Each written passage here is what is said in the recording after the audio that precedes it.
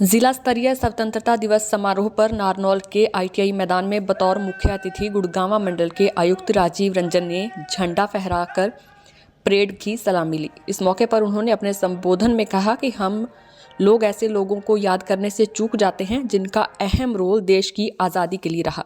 उन्होंने नेताजी सुभाष चंद्र बोस के जीवन पर प्रकाश डालते हुए कहा कि उन्होंने देश की आज़ादी के लिए आज़ाद हिंद फौज का गठन किया और देश की आज़ादी की लड़ाई शुरू की। अंग्रेज़ों को मजबूरन हिंदुस्तान को छोड़ना पड़ा और हमारा देश आज़ाद हुआ।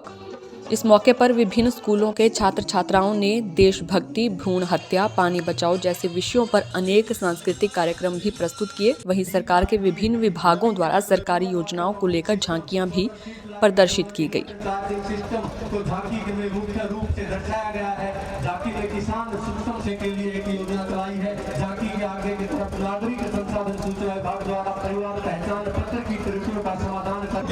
महत्वपूर्ण योजना है और सभी योजना जा रहा है।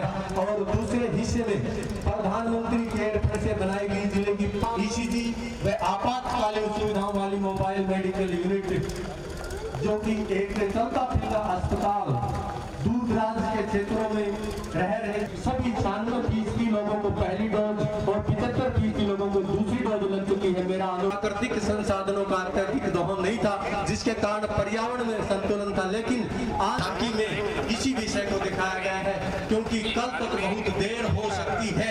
आज ही अपने वन, पर्यावरण एवं जैव विविधता को सुरक्षित करें। चिकित्सक भी और फादर ऑफ सर्जरी भी कहते हैं और इसमें ये भवन दिखाया गया है और आयुर्वेद के पोषण तत्व भी।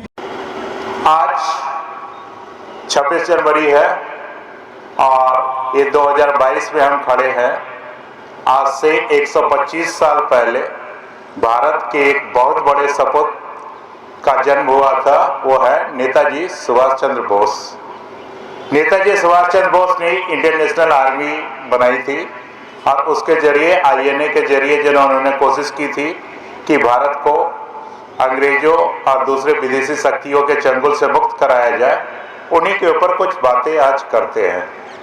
सबसे पहले देखिए कि इंडियन नेशनल आर्मी एक पहली ऐसा संगठन था, आज़ाद हिंद फौज, जिसने की एक नेशनल लेवल की। इससे पहले जितनी भी कोशिशें की गई लिमिटेड थी, किसी एक रीजन में किसी एक खास तरह के संपर्क के वर्गों को रिप्रेजेंट करती थी।